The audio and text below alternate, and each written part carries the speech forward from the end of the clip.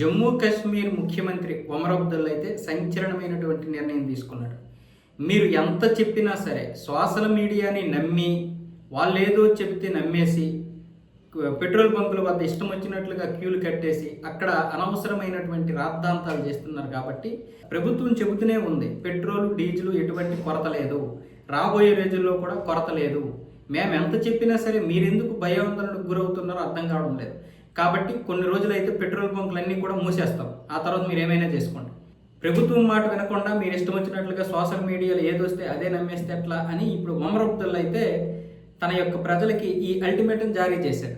2 రోజుల్లో గనక సాధారణ పరిస్థితికి రాకపోతే 4 రోజుల పాటు పెట్రోల్ బంకులు మూసేస్తాం, ఆ తర్వాత మీ ఇష్టం అన్న విధంగానే అల్టిమేటం జారీ చేశారు.